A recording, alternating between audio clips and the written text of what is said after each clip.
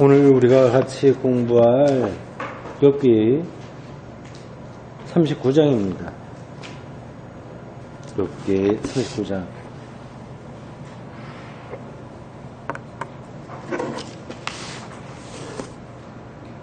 거의 다 끝나갑니다. 욥기가 전체로 42장이에요. 42장. 아주 짧은 건 아니죠. 가장 긴 장도 아닌데, 가장 긴 성경도 아니지만 적당한 길이의 그런 성경입니다. 42장이에요. 이 구도 전체 구조를 여러분들 머릿속에 다 익히 알고 있겠지만 다시 한번 정리해 보세요. 가장 큰 대목이 가운데 있는 거예요. 욥과 욥의 친구들의 대화라기보다는 논쟁이라고 할 수 있겠죠. 그게 4장에서 31장까지예요. 42장 전체 중에서 가운데 4장에서 31장까지가 욥과 욥의 친구들. 욥의 친구들은 엘리바스와 빌닷과 소발의 세 친구예요. 이 사람들은 서로 공격하고 대답하고 공격하고 대답하고 세 번에 걸쳐서 이렇게 돌아가면서 이야기를 하는 게 여기 나와요. 4장에서 31장, 4장에서 31장까지. 그게 가장 크죠. 이게 핵심이에요. 분량으로 볼 때 핵심입니다. 가장 큰 덩어리니까요. 그 다음, 욥기 32장에서 37장까지가 이게 욥의 친구가 아니고 후배라고 할 수 있는 엘리후의 말이에요. 그때 공부할 때 말씀드렸습니다만 이 대목은 원래 있었던 게 아니라 나중에 편집됐을 가능성이 높은 그런 이야기라고 했어요. 어쨌든 이 부분 욥기 4장부터 37장까지 이르는 욥의 친구들과 엘리후까지 포함한 이 이야기가 욥기의 대부분을 차지하고 있습니다. 양쪽으로 볼 때는 이게 가장 많아서 핵심인 것 같은데, 그러나 욥이 이 친구들의 대화에서 어떤 대답을 얻지를 못했어요. 그리고 그게 자기의 목표도 아니에요. 서로 막 옳다 그러다 이렇게 진행이 쭉 되고 있습니다만, 욥은 사실은 그 사람들과의 대화에서 대답을 얻으려고 하진 않고 어쩔 수 없이 자기가 대답을 할 뿐이고요. 하나님에게서 대답을 듣고 싶어 합니다. 그러니까 이 욥의 문제의식, 그게 뭐죠? 그 죄를 졌기 때문에 그러한 재난과 엄청난 불행을 당한 거 아니냐라고 하는 요구, 그러한 공격 앞에서 나는 결코 그러지 않다. 나는 그에 합당한 죄를 진 게 아니다. 이렇게 하는 자기의 변호 이런 것들을 사람에게서 이해받을 수 없었던 거예요. 그건 궁극적인 그런 문제들은 하나님만 줄 수 있는 거예요. 이건 뭐 우리들의 지금의 신앙생활에서도 그렇습니다. 여러분들이 뭐 이렇게 저렇게 어려운 일 만났을 때 목사하고 상담을 할 수 있어요. 또 꼭 목사만 아니라고 하더라도 좀 이렇게 선배라든지 스승 뭐 이런 사람들하고 이렇게 상담을 하면서 어떤 길을 찾을 수 있습니다. 요즘 흔한 얘기로 하면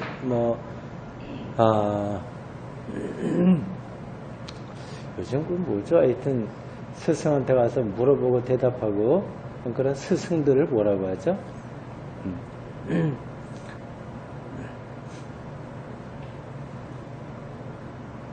제가 감기 기운이 있어하고 아직까지 정신이 깨끗하지가 못한 것 같네요.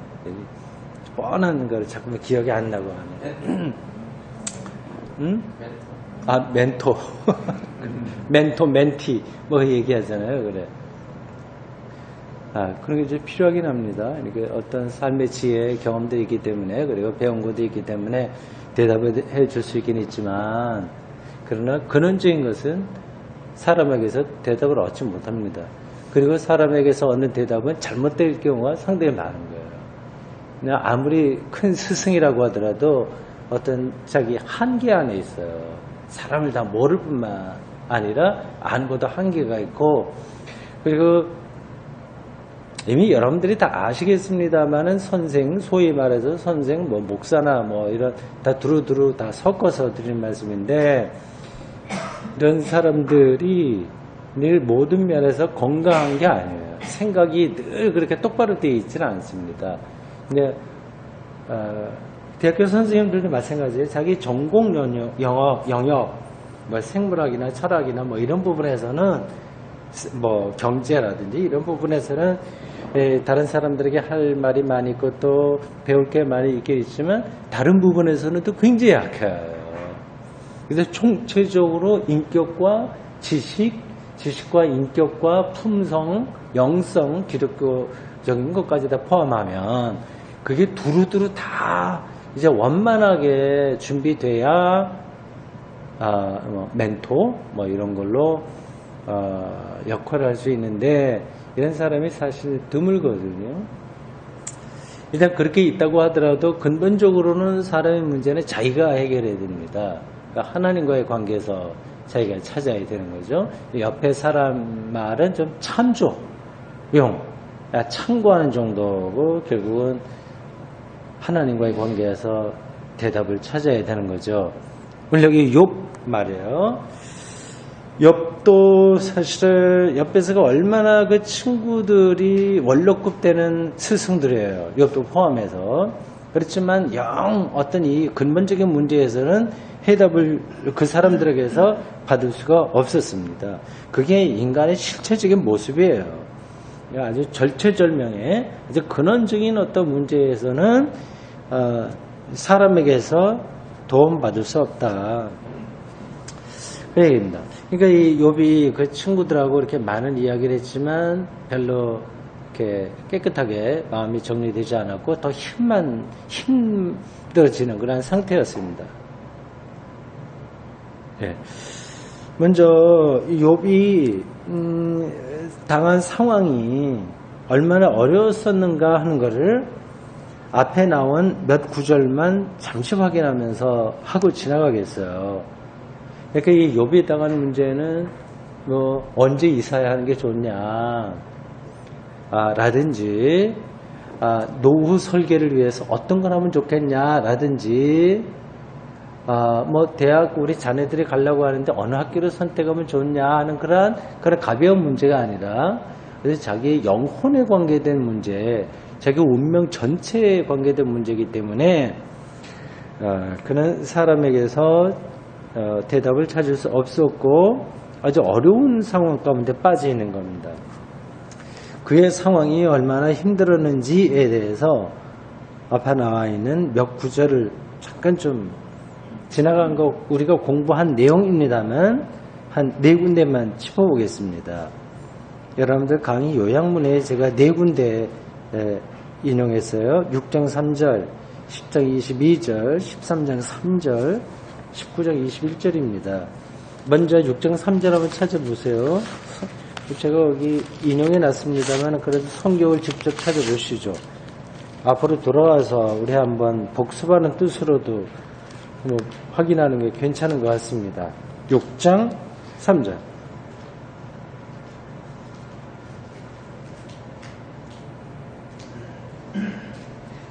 (6장 3절)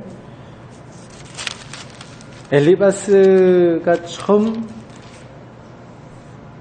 욥에 대해서 충고한 것에 대해 욥이 대답한 내용이에요.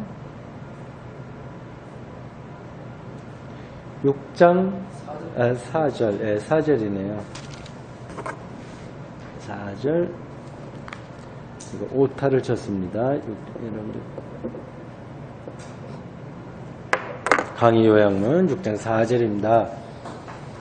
같이 읽겠습니다. 전능자의 화살이 내게 박히니 나의 영이 그 독을 마신다니 하나님의 두려움이 나를 엄습하여 치는구나.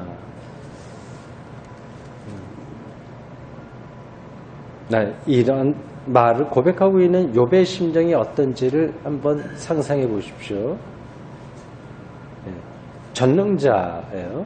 왜 지난 주일에 그 하나님 호칭에 대해서 한 말씀 드렸는데, 그러니까 여호와 하나님 말씀 여기만 38장서부터만 여호와라고 나오지, 그 앞에는 여호와라고 하는 말이 나오지 않고 엘 혹은 엘 샤다이라고 했죠. 엘 혹은 엘 샤다이. 여기서 전능자 요게 엘 샤다이예요. 엘 샤다이. 그 엘 샤다이를 전능자로 번역을 한 겁니다. 엘만 나왔을 때는 하나님 이렇게 번역을 했고요. 그 전능자의 화살이 4개 박힘에 문학적으로 이제 강해요. 표현이 아주 강합니다. 전능자니까 우리 거부할 수 없는 분이죠. 화살이 4개 박혔다. 화살을 한번 들어가면 뺄 수 있어요? 없어요? 이거 그냥 안 나와요.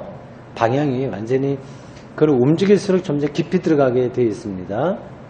그러니까 어떻게 꼼짝할 수 없는 그런 상태에 그 욥의 상황을 이해하시겠죠? 왜 이렇게 표현하는지. 그러니까 자기에게 당한 운명 자체는 그거는 괜찮은 거예요. 괜찮다기보다도 그 자체만 갖고 지금 이 욥이 이런 얘기를 하는 건 아닙니다. 되게 병들고 자식들 다 죽고 이건 끔찍한 일들인데, 도저히 이거는 온 모든 사람들이 당한 재앙, 불행을 다 한 몸으로 받은 것과 같은데요. 그 자체도 힘들긴 힘들지만 욥에게서 더 힘든 거는 이 모든 일들이 하나님이 주신 징벌이다. 죄 때문에 일어난 하나님의 징벌이라고 하는 것 때문에 그런 거예요. 그렇게 되니까 화살이, 전능자의 화살이 내 영혼에 박혀서 내가 좀 꼼짝할 수 없구나, 이렇게 말을 하는 거죠. 그런 표현입니다. 다음 10장 22절 보시죠.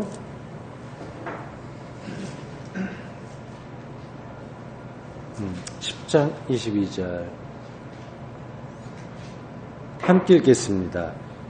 땅은 어두워서 흑암 같고 죽음의 그늘이 져서 아무 구별이 없고 광명도 흑암 같으니이다. 네, 그럼 자기가 처한 형편을 이렇게 표현하고 있네요. 세상이 흑암 같은 거죠. 세상이 해는 떴지만 그러나 흑암과 같다고 하는 거예요. 이런 경험을 하기가 쉽지는 않아요.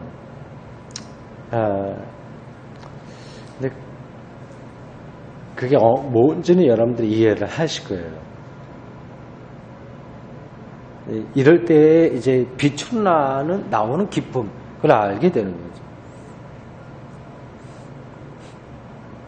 여러 가지 끔찍한 불행과 재난, 그런 것도 당연히 그거죠. 요번에 이제 그런 어려움을 당한 건데, 그게 아니라고 하더라도 이 세상을 어둠으로 경험할 수 있어야 됩니다.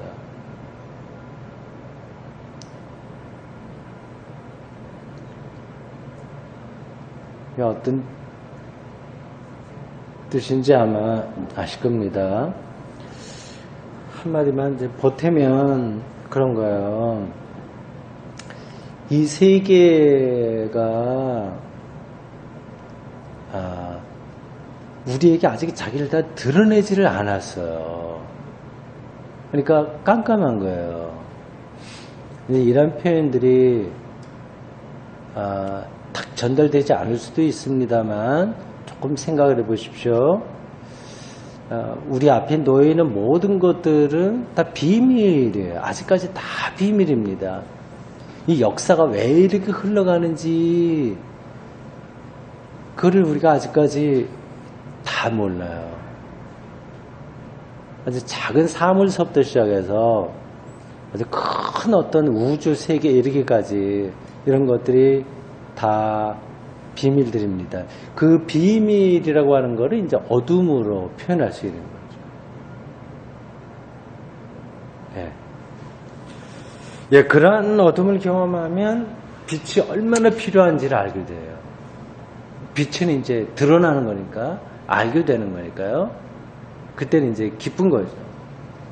그 답답하던 것들이 이제 예수 그리스도를 통해서 드러나게 되는 경험을 하면, 그럼 이제 빛을 경험하는 거고, 그게 구원인 거죠. 여러분들이 아마 다 그런 경험을 하실 거예요. 이런저런 일들로 답답할 수 있어요. 그런 일이 없다고 하더라도 삶이 답답할 수 있습니다. 허무할 수도 있고요. 이제 어두움이에요. 근데 예수 그리스도의 십자가 부활을 통해서 생명의 빛을 경험하게 되면 완전히 세계는 다르게 보이는 거죠. 어쨌든 지금 욥은 땅이 어두워서 흑암 같다.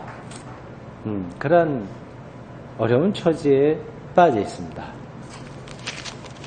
한 두 군데 더 보겠습니다. 13장 3절입니다. 13장 3절. 같이 읽겠습니다. 참으로 나는 전능자에게 말씀하려 하며 하나님과 변론하려 한다. 이게 중요한 구절이에요. 욥은 친구들과의 대화에서 대답을 찾을 수 없었습니다. 하나님에게 대답을 듣고 싶은 거예요. 그래서 하나님과 변론하고 싶어 했습니다.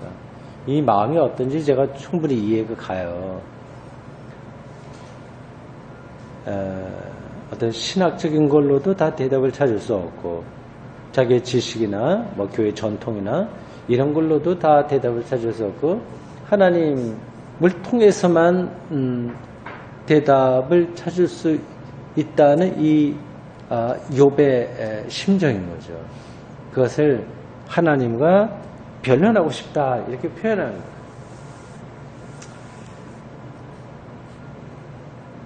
이제 그 욥이 얼마나 지금 어려운 상황이 있는지를 우리가 간접적으로 알 수 있습니다. 저도 간혹 그런 생각이 들어요. 살아있을 때는 우리가 하나님을 다 모르니까요. 이렇게 표현하는 게 조금 쉽지 않은 건데, 그래도 여러분들이 이해하시리라 생각하고 말씀드립니다. 죽어야 하나님을 만난다고 하잖아요. 살아있을 때는 하나님을 만나지 못하잖아요. 그러니까 죽음이 그렇게 불행한 건 아니다. 불행하지 않는 게 아니라 하나님에게 갈 수 있는 유일한 길, 하나님을 경험할 수 있는, 그러니까 온전하게 경험할 수 있는 유일한 길이다. 유일한 길이다. 이런 생각이 들어요. 그래서 죽음을 막상 닥치면 좀 두려워할지 모르겠지만 결국은 극복하고 그 길을 가지 않을까 그런 생각을 합니다. 그게 하나님과 변론하고 싶다고 하는 이 욥의 말과 연결되는 거라서 말씀드린 거예요. 하나님과 변론한다고 하는 것은 하나님에게 직접 듣고 싶다. 그러니까 하나님을 직접 경험하고 싶다. 그런 거잖아요. 사람의 말이 더 이상 이제 필요하지 않은 거죠. 그건 계속 해봐야 공소해. 이게 헛바퀴 도는 것처럼 되잖아요. 여러분들도 그런 경험을 할 거예요. 사람들하고는 아무리 대화해도 한계가 있죠. 자기 마음에 드는 사람과 대화를 하더라도 그런 거예요. 속 시원하게 모든 걸 다 들어도 그런 사람에게 듣는 말들은 늘 그 한계가 있습니다. 또 질문이 나고 또 질문이 나고 안 돼요. 하나님과의 대면 최선인데 살아있는 동안에는 우리가 하나님을 볼 수 없으니까 예수 그리스도를 통해서 우리가 하나님을 경험하긴 하나 그건 보는 건 아니에요. 죽음이 하나님을 보는 유일한 길이라고 하는 점에서 비록 겁나기는 하나 죽음을 우리가 용감하게 대면할 수 있지 않을까 그런 생각을 저도 가끔 합니다. 욥의 심정이 잘 나타난 거예요. 하나님과 변론하려 하노라. 자, 네 번째 마지막으로 19장 21절 한번 보시죠.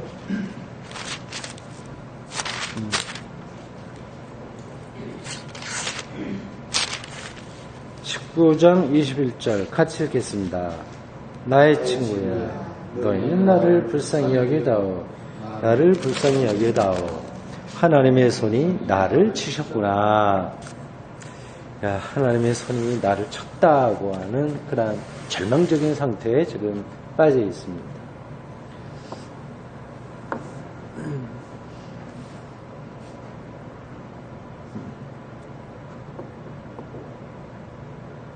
이제 앞에서 친구들과의 대화 속에서 이 욥이 느꼈던 심정을 제가 몇 가지 구절을 인용해서 말씀드린 거예요. 그래서 상황이 정말 처절한 거예요.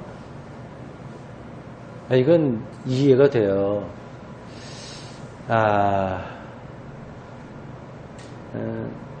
친구들이 이상해서가 아니에요. 친구들이 한 말이 다 틀렸기 때문이 아니에요. 친구들이 상당히 옳은 이야기를 하는 거예요. 그 당시로서는 최선이었어요. 그렇지만 그것으로 자기의 영혼이 설득되지는 않아요. 아마 이게 오늘 제가 설명을 하다 보니까 조금 더 욥의 마음이 이해가 되네요.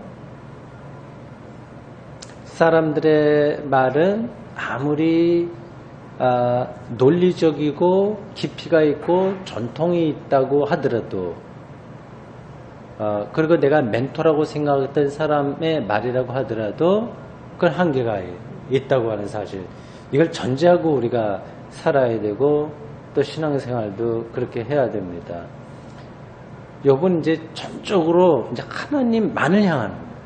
하나님에게서만 대답을 듣고 싶어 하는 거죠.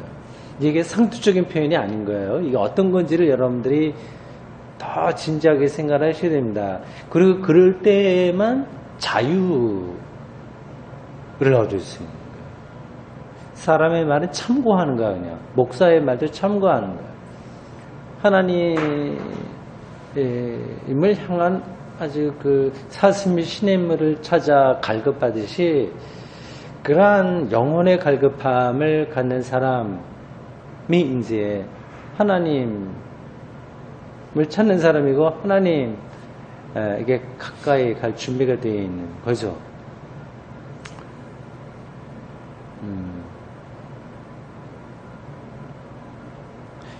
욥이 친구들하고 논쟁할 때 하나님께서는 대답하지 않으셨어요. 침묵하셨어요. 하나님 침묵에. 중간중간 그런 나와서 좀 말씀을 하셨으면 조금 도움이 됐을지 모르는데 하나도 말씀하지 않으시고 그냥 친구들하고만 막 옥신각신 계속 그것이 상당히 많은 분량을 차지하고 있습니다. 하나님이 침묵했다고 하는 거, 이 전체 구조에서 볼 때 그건 분명한 거잖아요. 그러니까 그거를 잠깐 생각을 했어요. 왜 하나님이 침묵하셨을까 하는 거죠. 중간에 잠깐 끼어들어서 엘리바스 네가 한 말은 욥이 잘못됐어. 욥 여기는 욥아 너도 요 부분에서 조금 미처 생각이 부족했다. 그러니 이렇게 서로 생각을 해봐라. 이런 중재를 하셨으면 조금 나았을지 모르는데 전혀 그런 게 없이 하나님이 침묵하셨어요.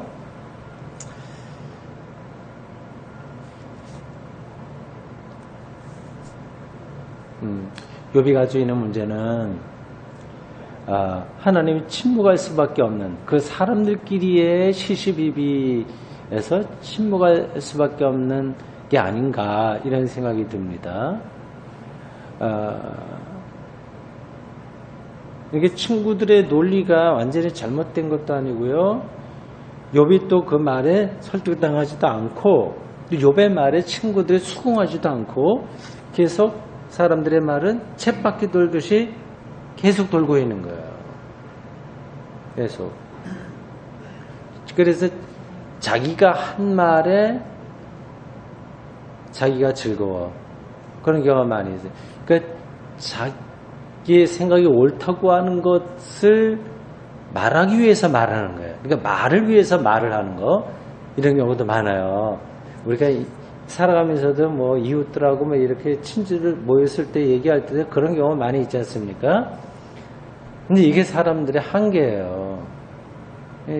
저도 이제 그럴 경우가 있어요. 이렇게 얘기하다가 정말 모든 걸 다 내려놓고 진리의 영이 인도하는 그런 것에 완전히 따라가는 게 아니라 내가 한번 말해놨으니까 이 말해놓은 거 이거를 이제 물리면 내가 좀 지는 것 같으니까 계속 밀고 나가고 거기 갔다가 논리적으로 어떻게 무장하려고 하고 그런 것들이 참 많습니다. 뭐 정치 이런 데는 더 심하고 뭐 종교 이런 데도 많고요. 그런 것 같습니다. 그래서 사람의 말이라고 하는 게 원래 그렇다 생각을 해야 될 겁니다. 평상시 하는 말들도 그렇고 아주 엄격하다고 하는 과학 언어, 과학적인 어떤 논리들을 말하는 것, 그것도 사실은 정말 진리 자체를 딱 붙들고 있지 못한 거예요. 그것도 시시비비예요. 이건 옳고 그르고 옳고 그르고 계속 그런 논란이 될 뿐이지 정말 궁극적으로 옳은 거에 딱 붙어 있어서 그런 것들을 말하는 경우가 인간에게서 불가능합니다.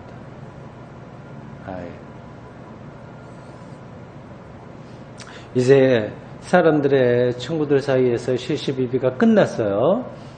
엘리오 이야기도 끝났어요. 이제 하나님께서 본격적으로 말씀하십니다. 이제 사람들의 말 실컷 했으니까 거기서 뭐 대답도 없고 그냥 정말 공소한 혹은 공허한 시시비비가 계속 반복됐고요. 아주 그럴듯한 말들의 향연 그런 것들로 계속됐고 이제 38장에서 41장 사이에서 욥이 기다리던 하나님의 말씀이 나옵니다. 38장은 우리가 지난번에 봤고요. 오늘은 39장입니다. 오늘 서론이 좀 길었죠? 그건 이제 39장도 38장하고 비슷한 거라서 그랬습니다. 내용은 우리가 그렇게 자세히 보지 않겠어요. 38장에서 41장까지 여기 하나님의 말씀인데 전체 구조 안에서 이게 어떤 의미가 있냐 하는 거를 제가 말씀드린 거예요. 그래서 서론이 좀 길었습니다. 여기 39장도 38장과 크게 다르지 않게 자연의 신비를 인간이 뚫어볼 수 없으니 입 좀 다물어라. 너무 말이 많다. 그런 뜻의 이야기가 나옵니다. 우리 함께 이 말씀을 읽으실까요? 39장 1절에서 30절까지 39장 1절에서 30절까지 교독해서 읽겠습니다. 제가 먼저 1절 읽겠어요. 산 염소가 새끼 치는 때를 네가 아느냐? 암사슴이 새끼 낳는 것을 네가 본 적이 있느냐? 그것이 몇 달 만에 만삭되는지 아느냐? 그 낳을 때를 아느냐? 그것들은 몸을 굽어리고 새끼를 낳으니 그 괴로움이 지나가고 그 새끼는 강하여져서 빈들에서 크다가 나간 부위는 다시 돌아오지 아니하느냐? 누가 들나귀를 놓아 자유롭게 하였느냐? 누가 빠른 나귀에 매인 것을 풀었느냐? 내가 그를 그것으로 집어로 소금방을 무엇이 사는 초수로 들나귀는 성읍에서 짓거리는 소리를 비웃나니 나귀 치는 사람이 지르는 소리는 그것에게 들리지 아니하며 초장은 덕으로 두고 다니며 여러 가지 푸른 풀을 찾느니라. 들수가 어찌 기꺼이 너를 위하여 일하겠으며 내 외양간에 머물겠느냐? 내가 진 줄로 매어 들수와 희랑을 알게 하겠느냐? 그것이 어찌 골짜기에서 너를 따라 쓰레를 끌겠느냐? 그것이 힘이 세다고 네가 그것을 의지하겠느냐? 네 수고를 그것에게 맡기겠느냐? 그것이 내 곡식을 집으로 실어오며 내 타작마당에 곡식 모으기를 그것에게 애탄하겠느냐? 타조는 즐거이 날개를 치나 학의 깃털과 날개 같겠느냐?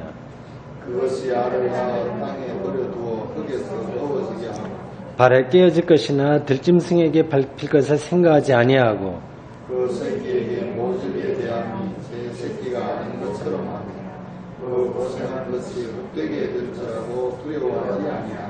이는 하나님이 지혜를 베풀지 아니하셨고 총명을 주지 아니함이라.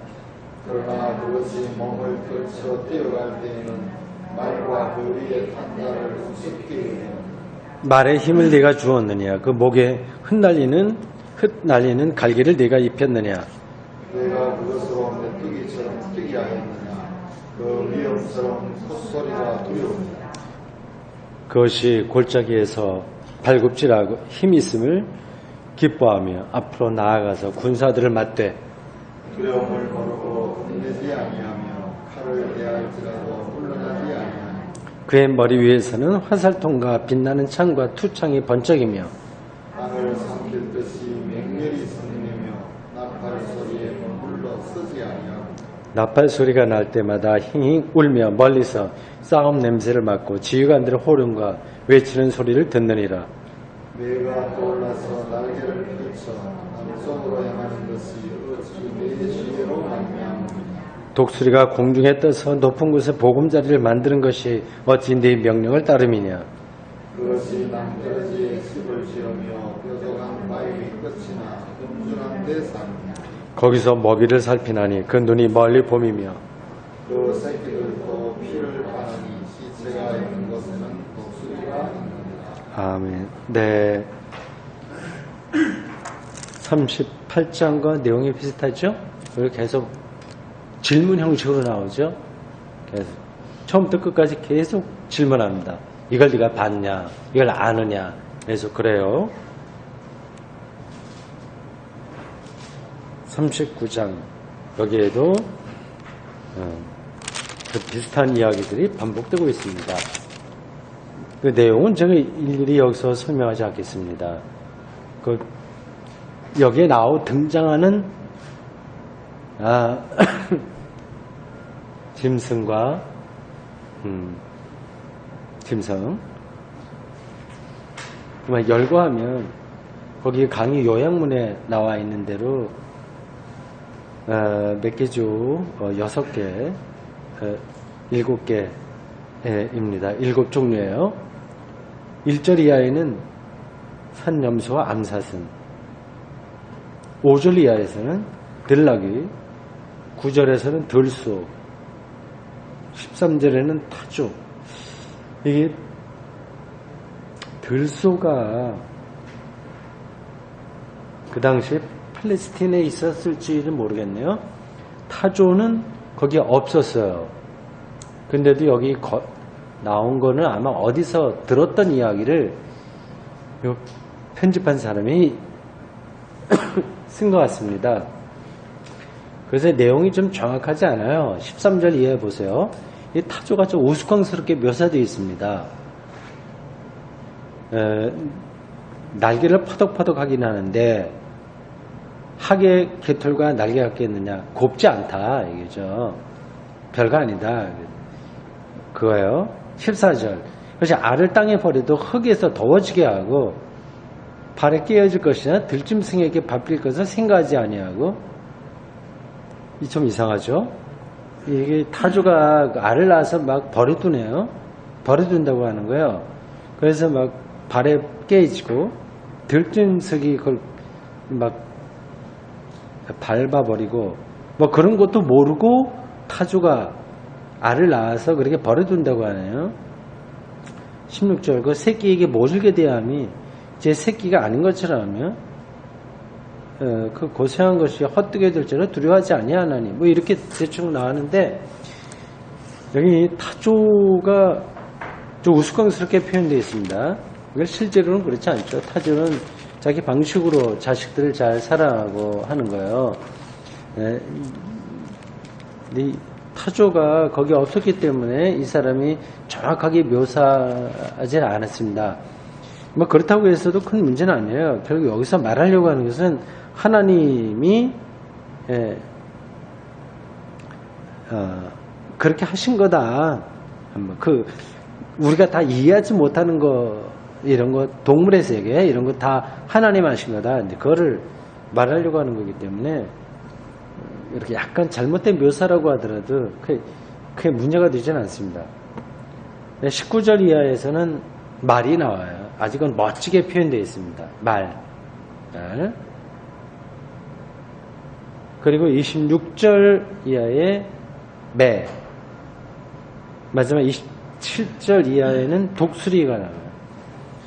그래서 30절에 나온 그 이야기는 하나의 속담처럼 나온다고 합니다.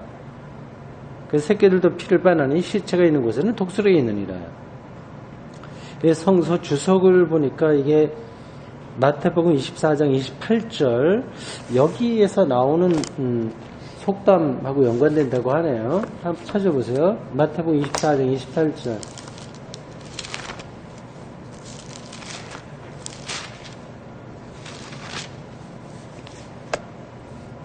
마태복음 24장 28절.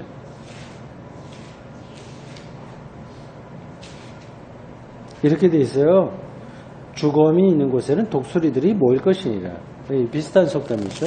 이게 그 당시에 잘 알려졌던 그런 속담인 것 같습니다.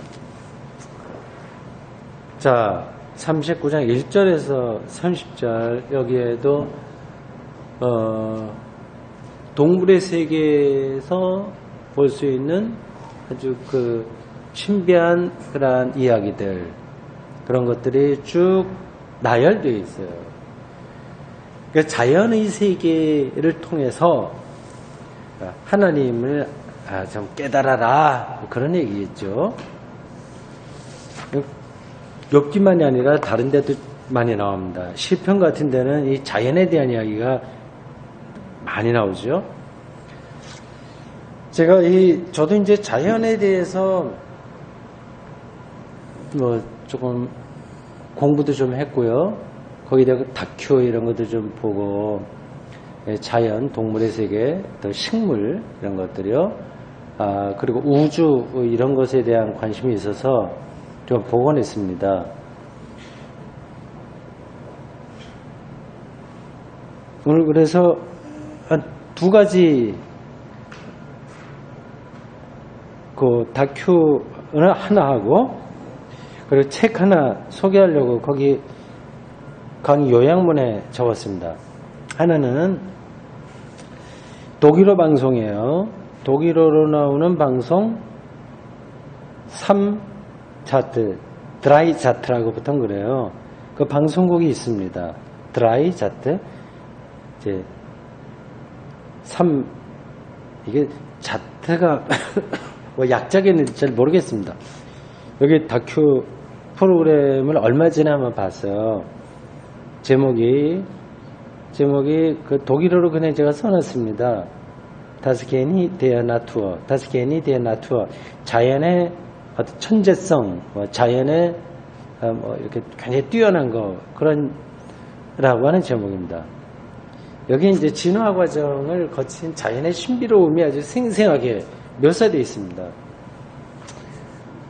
곤충들도 나오고요, 새들, 또 짐승, 이런 것들이 나와요. 근데 그게 굉장히 뛰어나다고 합니다. 이제 그걸 보고 과학자들이 뭐 이렇게 연구를 해요. 그래서 그러니까 90도 되는 여기를 이렇게 올라가는 어떤 그 동물들이 있어요. 이 발판, 그놈들의 발, 이게 이제 딱 붙는 거죠. 여기 벽에 딱 붙어요. 그래 90도라도 마음대로 올라가는 그런 게 이제 진화가 돼갖고 많이 발전했다고 합니다. 그리고 어떤 개구리가 아니라 개구리들은 다 그렇게 되는지 모르지만 그게 그림에 나와요. 이제 완전히 거꾸로 된 천장의 유리창인데 거기에도 붙어서 그냥 평지처럼 쭉 가요.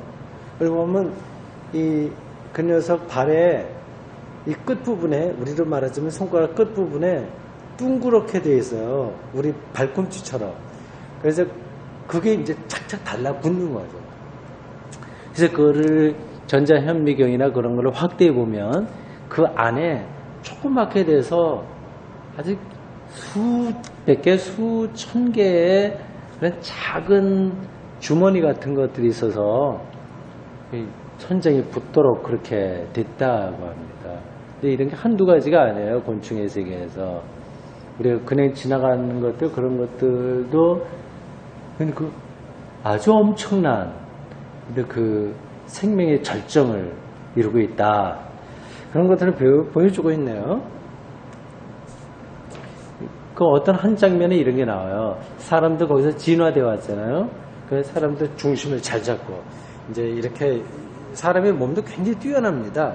동물이나 이런 것들에 비해서 조금 약한 부분이 있지만 그래도 뛰어난 건 굉장히 뛰어나요. 기계체조하는 어디 여자 선수를 하나 보여주던데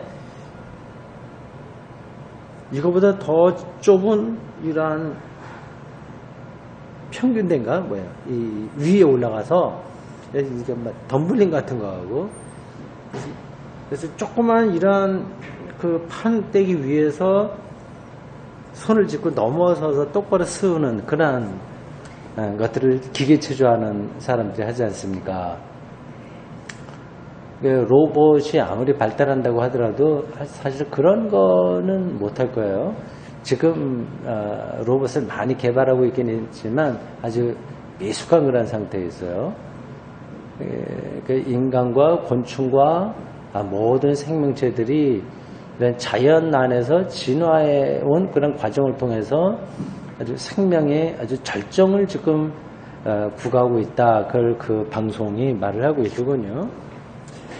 어떻습니까? 앞으로 이 인간이 만든 로봇이라든지 인공지능 이런 것들이 이 자연을 능가하게 될까요? 못하게 될까요? 어떻습니까? 뉴스에 보니까 3월 9일부터 구글의 자회사인 구글 딥마인드가 개발한 바둑 프로그램이 있다고 그래요.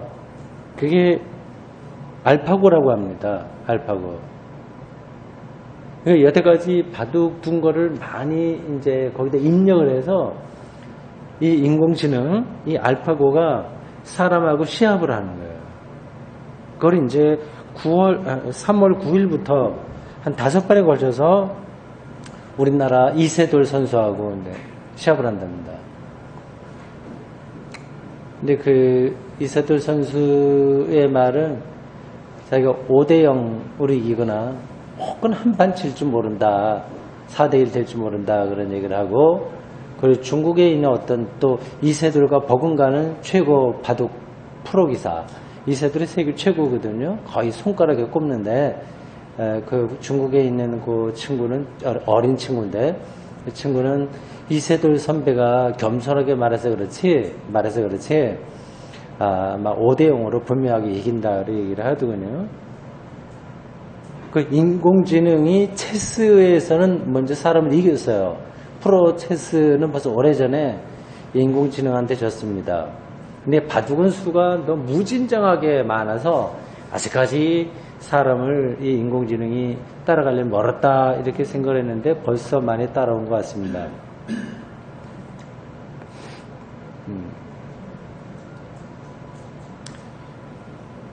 앤드류 놀이라고 하는 사람이 쓴 책이 있어요.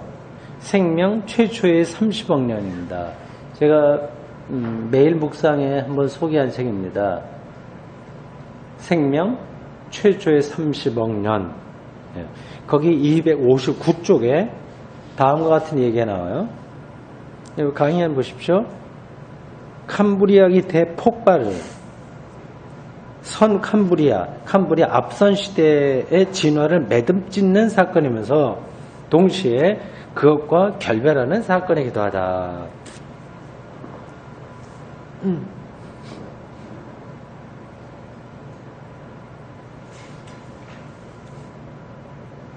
이 캄브리아기는 언제냐면요. 지금부터 10억 년 전을 얘기해요.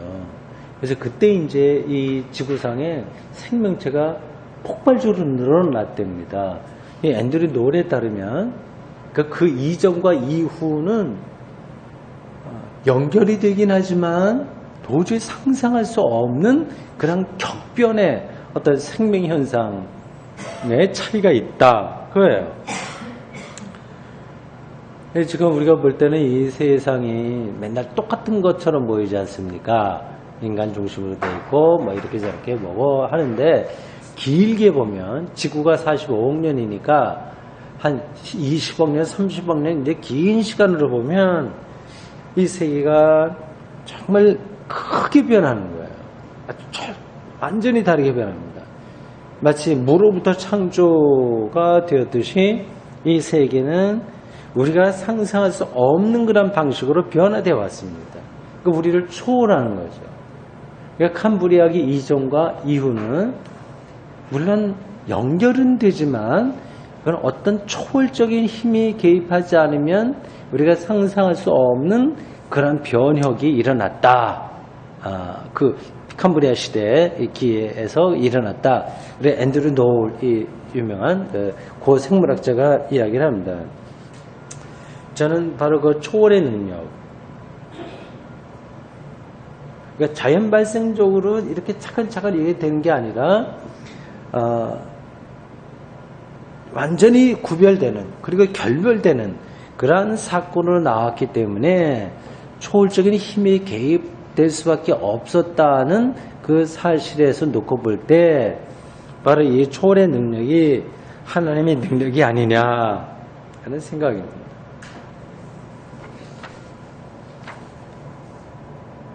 이제 마치겠습니다. 오늘 우리가 본문을 많이 보기보다는 그 이후의 것들을 제가 참고적으로 많이 말씀을 드렸어요. 그거는 이 39장이 38장과 이어지는 비슷한 이야기이기 때문에 그렇습니다. 전체적으로 제가 오늘의 이 말씀의 마지막 방향, 결론을 좀 내려야 되겠습니다. 하나님 여호와는 욥의 요구에 난 직접 대면해서 변론해서 듣고 싶다고 하는 이 욥의 요구에 직접적으로 대답하지 않으시네요. 계속해서 그렇죠? 네가 가지고 있는 문제시 이 답은 여기 있어 이렇게 말하지 않고 이거 아느냐, 이거 보았느냐, 뭐 그렇게 계속 그런 말씀만 하시는 거예요. 그러니까 자연의 깊이, 그냥 말로 설명할 수 없을 정도로의 무한한 깊이, 아주 아득한 깊이와 넓이만을 말씀하시는 거예요. 이걸 속이 답답한 사람, 성질 급한 사람은 답답할 거예요. 빨리 뭐라도 답을 줘야지 왜 이런 식으로 말씀하실까 할 겁니다. 그런데 결국 욥은 42장 5절에서 이제는 내가 주를 눈으로 배움나이다 이렇게 고백하잖아요. 직접 대답을 듣진 않았는데 어떻게 욥이 이러한 고백을 하는 상태에 이르렀을까요? 이게 이제 우리가 욥기에서 얻어야 될 결론입니다. 여기 어떤 우리가 볼 때 비약이 있는 것 같아. 직접 답은 듣지 못했는데 결국 꼭 필요한 대답을 했어요. 여태까지는 귀로 들었기만 했는데 이제는 눈으로 배운다. 그러니 더 이상 가타부타 이렇다 저렇다 지지부진한 그 친구들의 대답과 같은 그러한 것들이 아예 필요 없어요. 그냥 대답을 얻어버린 거야. 더 이상 이제 말은 필요 없어. 그런 상태에 들어갈 수 있을까요? 근데 우리에게도 그게 핵심인 거예요. 하나님 경험이 여기 있는 거예요. 이게 어떻게 이게 가능했을까 하는 거예요.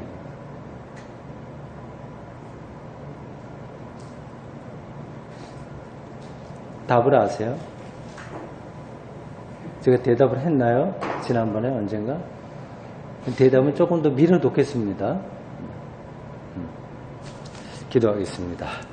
주님, 오늘 저희들 오래전 욥이라고 하는 사람을 통해서 그를 중심에 놓고 벌어진 고대 유대인들의 신학적인 논쟁을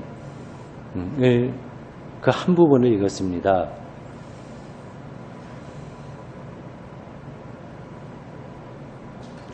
주님, 정말 까마득하게 오래된 그때의 그 이야기가 오늘 우리에게까지 전해져 내려오다니 바로 그 하나님의 말씀을 우리가 함께 읽고 짧은 시간이지만 그 말씀을 나눌 수 있다니 얼마나 감사한 일입니까? 우리에게 이것보다 더 소중한 일들 혹은 그런 경험들 혹은 그런 시간들이 어디 있겠습니까? 우리의 이러한 욥기를 통한 공부가 하나의 단순한 성서에 대한 정보를 많이 캐내서 아는데 머물지 않고 욥의 고백처럼 주를 눈으로 배움나이다 하는 절정의 신앙에까지 이르도록 저희를 인도해 주십시오. 예수님의 이름으로 기도합니다. 아멘.